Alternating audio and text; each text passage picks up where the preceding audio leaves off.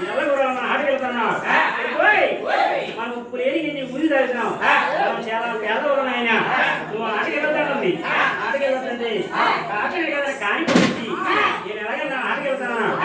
అమ్మ ఉజాలా బలగమ్మ ఆటకెళ్ళేడు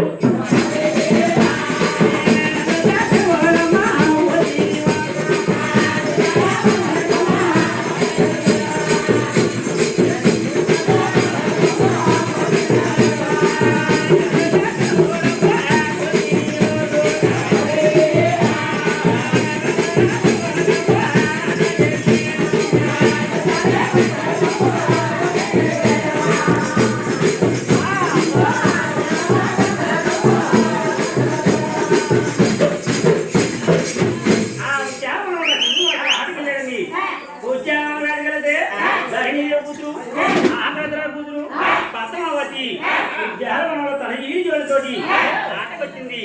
ఆటకొచ్చి శ్రీనివాసుడు పద్మావతి ఒకరికి ఒకరు చూసుకున్నారు చేతులు కలుపుకున్నారు చేతులు కలుపుకొని ఒకరికి ఒకరు చూసుకొని కళ్ళ గొడ్లు కట్టి ఆటలాడుకొని శ్రీనివాస ఏ దొంగ నువ్వే దొంగనా ఓ పద్మావతి ఏ దొంగ నువ్వే దొంగని ఒకరికి ఒకరు దొంగ చూసుకొని మామిడి చెట్టు కింద మాట్లాడుకున్నారు ఉసిరి చెట్టు కింద ఉసిరాడుకున్నారు ఉసిరి చెట్టు కింద ఉసిరాడుకొని ఉద్యానంలో ప్యామ చుట్టుకున్నారు చేతిలో ఏదమ్మా కొట్టు లేదు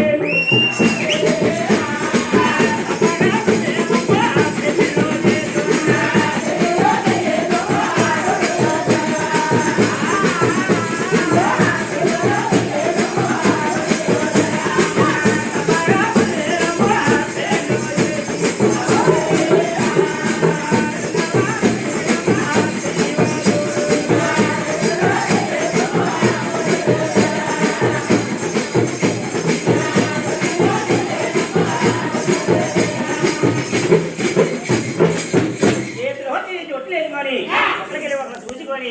పద్మావతి చిన్నగా ధరణిదేవి వెళ్ళింది శ్రీనివాసుడు చిన్నగా ఉగలాపట్నం వచ్చాడు ఉగలాదేవి అన్నారు చెప్పింది చిన్నారి నియమము చెప్పింది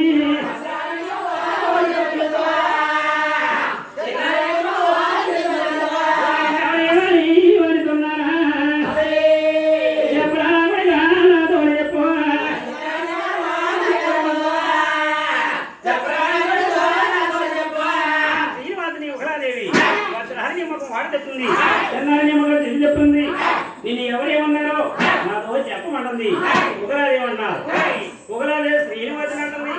పద్మావతి ఆడవాళ్ళనక చెప్పలేక సిద్ధపడ్డాలి నేను ముద్దాలు చెప్పి నేను కుటుంబంలో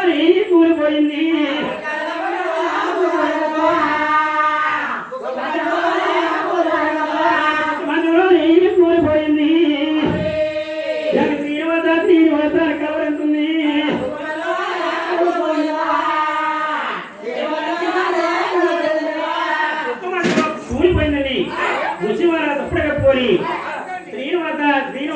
శ్రీనివాస కలవరుతుంది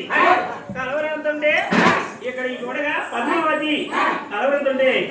ధైర్యం ఏమంటుంది అమ్మోయ్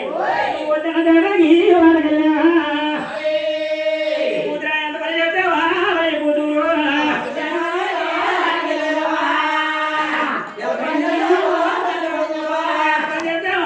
కూతురా నీదే ఎలబట్టాయా మోతాలబట్టు